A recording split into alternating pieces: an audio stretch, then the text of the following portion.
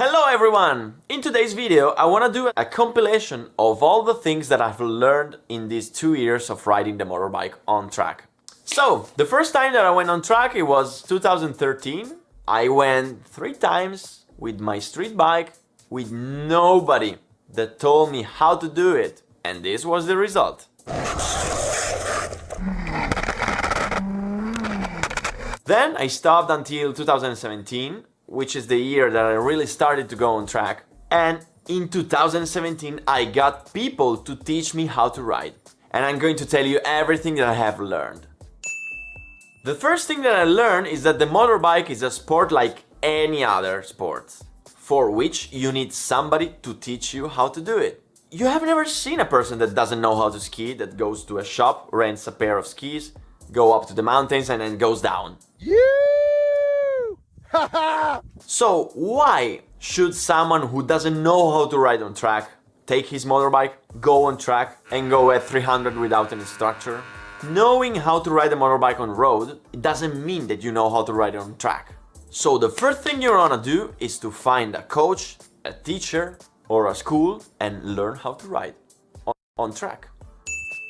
So my first real time on track was with Edoardo Mazzuoli, who taught me the basics. What I understood that day is that we ride the motorbike with the body. Well, that day I asked myself, okay, I know that I need the body to ride the motorbike, but why do I look like a pole while Marc Marquez looks like he has no bones? He's so flexible and he does those incredible things. I mean, I'm trying to ride like that, but I can't. And in that moment, I realized that behind the amazing riding of somebody like Marc Marquez, there's an infinite set of a million small things that he has learned and practiced, and after tens of thousands of kilometers, he got used to them. Behind that photo of mine, there are so many things that I have learned and practiced until I got sick of practicing. And we're gonna see them all in detail. So the first thing you want to do is to adjust your riding position. Because it's true that you ride the motorbike with your body, but if you cannot communicate with the motorbike, how can you ride it? So I'm gonna make a very detailed video about the riding position, but some of the most important things are that you want to open the handlebars in order to put more strength in the front and have more control. You also want to lower your levers in order not to stress your hands too much. You may want to put a pad on the tank in order to keep your body much more to the back and feel more comfortable. If you look at my Yamaha R1, I actually don't use a pad. I'm using a fairing which is much longer on the tank, which allows me to stay more in the back of the bike and have a more comfortable position. You also may want to rise or lower your saddle and the footboards to adapt to your height. For example, I'm very tall and I raised the saddle like this. So we said that the bike is driven with the body, but the most important things are the legs. You ride the bike with your legs, and the legs communicate with the footboards. So if you don't put the foot in the correct position, how can you use the legs to communicate with your bike? So when you're cornering, the inside foot goes on the tip, while the outer foot can stay either on the tip or on the sole. And when we change direction, we change.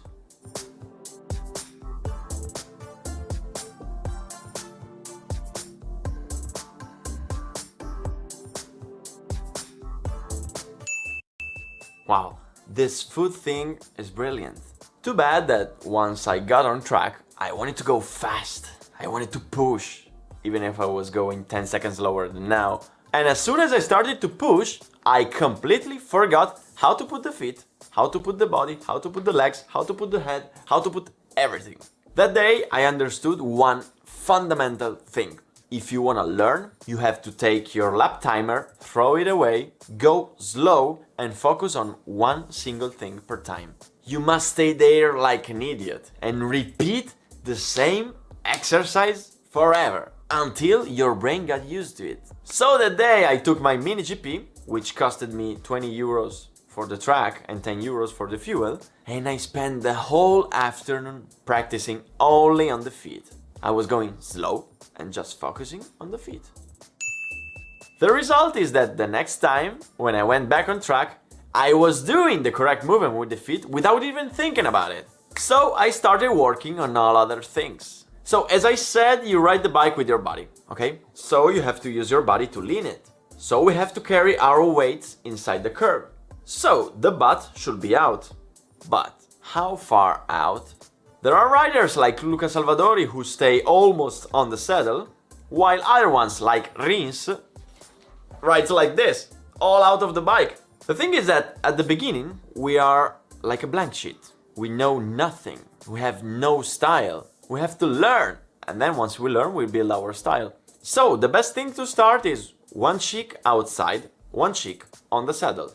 And from there, we will start our balance after some time. But that's not enough. The secret is to use the external leg to push the tank and take the bike down.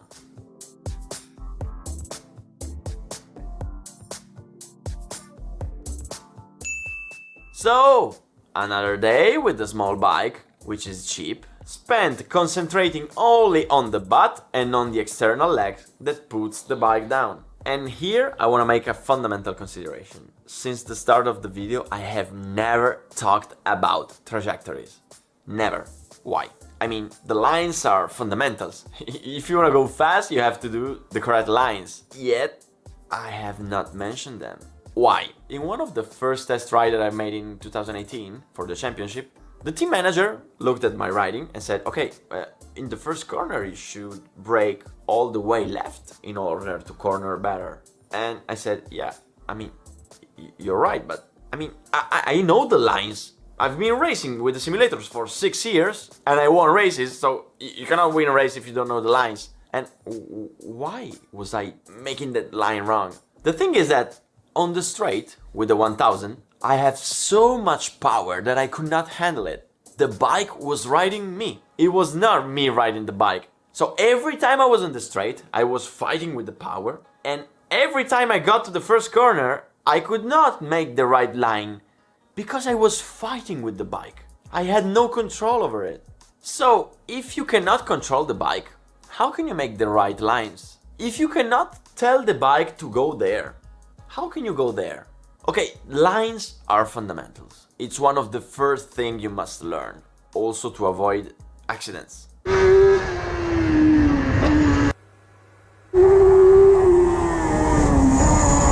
But if you want to go fast, you don't only need to know where to go, but you also need to go how to go there. Also because if you learn the lines of a specific track, when you change track, you have to learn them again. But if you know how to ride the motorbike, when you change the track, you already know how to ride it. And you'll be able to ride it everywhere.